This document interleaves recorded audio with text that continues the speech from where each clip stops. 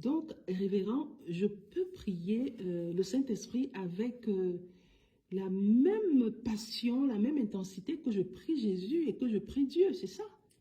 Totalement. Et en fait, il y a un truc qui va se passer pendant que tu pries. Jésus nous dit, il vous est avantageux que je m'en aille. C'est juste. Il vous dit, dans Jean 16, verset 7, il dit, cependant, je vous dis la vérité, il vous est avantageux. Est-ce que tu comprends un peu le mot avantageux? C'est puissant. Jésus dit, mais les gars, vous m'avez vu faire des miracles. Vous m'avez vu ressusciter tel notre frère Lazare. Il était déjà 4 jours au tombeau. Je suis arrivé, je l'ai sorti de là. La fille de Jairus, elle est bim bam boum, elle est revenue à la vie. Les démons qui ont été chassés sont en nombre, on ne comprend plus rien. Les gens, ok, j'ai fait tout ça pour vous, devant vous. Mais il vous est avantageux que moi qui ai fait ça, qui ai marché sur les eaux, moi qui suis venu chez toi, Pierre, et qui ai imposé la main à ta belle-mère, qui est sorti de la maladie qui nous a servi. Moi, c'est Jésus-là. Moi, c'est Jésus-là. Je vous dis qu'il vous est avantageux que je m'en aille. Qu'est-ce que cela veut dire? Jésus veut simplement dire que celui qui vient après lui, j'aimerais te dire qu'il est au moins plus fort, au moins plus puissant. Alors, il ne faut pas commencer à mesurer le Saint-Esprit et Dieu qui est plus puissant que l'autre. Ce n'est pas de ça qu'il s'agit. En fait, Jésus, dans sa personne, ne pouvait pas être omnipotent. Il ne pouvait pas être partout à la fois. Mais le Saint-Esprit a la capacité, puisqu'il est esprit, d'être partout, de remplir l'univers. Tu comprends? Il est en même temps avec toi et moi ici, pendant que nous parlons de lui. Il est en même temps avec celui qui écoute la vidéo maintenant. Il sera en même temps avec ceux qui vont écouter cette vidéo. Il est partout en même temps. Il est en nous. Il est avec nous. Il est sur nous. Tu comprends? Donc Jésus disait, il vous est avantageux que je m'en aille, sinon le consolateur ne viendra pas. Alors quand tu commences à t'intéresser au consolateur, il commence par te consoler. Quand tu commences à parler, à communiquer avec lui d'esprit à esprit, il commence à te montrer, à te révéler les choses cachées. Crois-moi, il sait exactement comment tu dois prier. Il sait exactement comment tu dois te présenter à lui. Comment est-ce que ton cœur, il sait ce qu'il y a dans ton cœur, beaucoup mieux que toi. Parce que lui, il est l'esprit de Dieu. Tu comprends? Il communique avec Dieu lui-même, tu vois, d'esprit à esprit. C'est très, très mystérieux et c'est très puissant. Mais en fait, pendant que tu communiques avec lui, tu ne seras pas partagé dans ta prière. Il te dira, il te fera comprendre que oui, quand tu me pries, tu pries aussi le Père. Quand tu me pries, tu pries aussi le Fils. Tu comprends? Mais moi, Saint-Esprit, je suis venu dans le monde pour révéler ce que Jésus t'a annoncé, ce qu'il a dit. Tu comprends? Le Saint-Esprit va d'abord commencer par te révéler qu'est-ce que Jésus a dit. Il a dit ceci à propos de tel sujet. Il a dit ceci à propos d'un autre sujet. Pourquoi? Parce que toi-même, tu auras d'abord lu la parole de Dieu et tu connaîtras tout ce que Jésus aura dit. Et lui, il fera quoi? De te rappeler. Il va seulement te rappeler les choses que le Maître t'a dit. Tu comprends?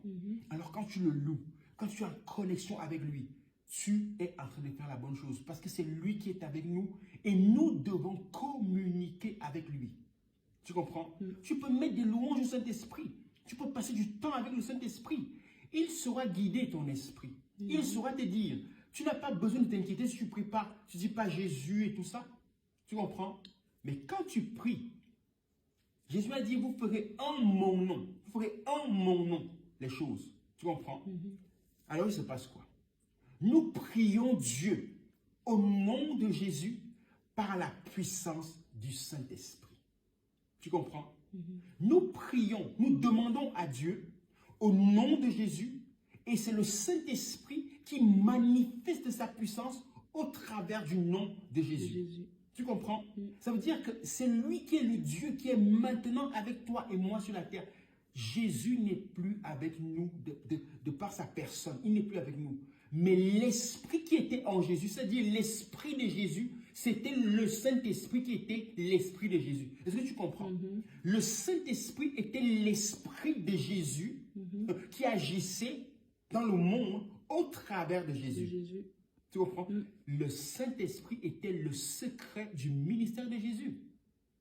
Tu comprends?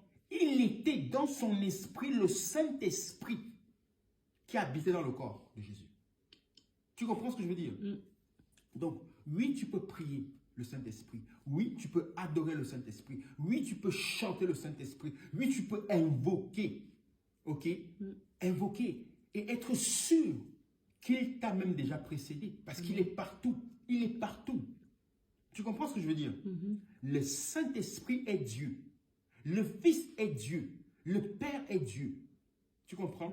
Mais chacun a un rôle. Chacun a une manifestation. Le Père, en fait, j'aimerais te dire que le Père, c'est la plus haute hiérarchie, en fait. S'il faut mettre des niveaux, le Père, c'est la plus haute instance. Tu vois? Il reste le Père. Mais il est Dieu. Il est le Père, il est Dieu, mais il n'est ni le Fils, ni l'Esprit. Le Fils est Dieu. Il n'est pas le Père, il n'est pas le Fils, il n'est pas l'Esprit. Le Saint-Esprit est Dieu. Il n'est ni le Père, ni le Fils, mais il est complètement Dieu. Chacun en son rang, chacun avec une manifestation spécifique. Tu comprends? Le Fils devait venir mourir à la croix. Tu comprends? Et le Saint-Esprit devait être libéré, baptiser les chrétiens de feu. Tu comprends? Il devait baptiser les chrétiens de feu afin qu'ils soient des témoins de Jésus. Tu ne peux pas être un témoin de Jésus sans être baptisé du Saint-Esprit. Impossible. Donc, le Saint-Esprit, tu peux le prier. Et quand tu commences à le prier, parfois les gens se disent, oui, mais alors, comment je fais avec Jésus? Pas de problème, c'est l'Esprit de Jésus. C'est l'Esprit du Père. Tu comprends ce que je veux dire? C'est l'Esprit du Père. Ils n'ont aucun problème avec ça. Le Saint-Esprit est Dieu. Il n'est pas le Père, il n'est pas le Fils, mais il est Dieu. Le Fils est Dieu. Il n'est ni le Père, ni le Saint-Esprit. Il est Dieu. Et j'aimerais te dire une autre chose. Aujourd'hui, nous voyons au travers des miroirs. Mais viendra un moment où nous comprendrons ces choses, ces mystères, d'une façon beaucoup plus claire. Tu comprends? Pour l'instant, c'est-à-dire que nous nous posons des questions. Nous ne comprenons pas encore véritablement qu'est-ce que, oui, qui est Dieu, qui est le Saint-Esprit, qui est le Fils. Mais viendra un jour quand le Seigneur, tu sais, quand le moment sera venu de repartir vers le Père, quand le Seigneur viendra nous chercher, nous connaîtrons comme nous avons été connus. Tu comprends? Est-ce que ça répond à ta question? Oui, oui, et merci beaucoup, révérend. Merci pour toutes ces réponses pragmatiques. Amen. Et n'oubliez pas d'aimer, de partager avec vos frères et sœurs cet évangile et toutes ces réponses pragmatiques. Au revoir, révérend. Au revoir, bonne soirée. Merci.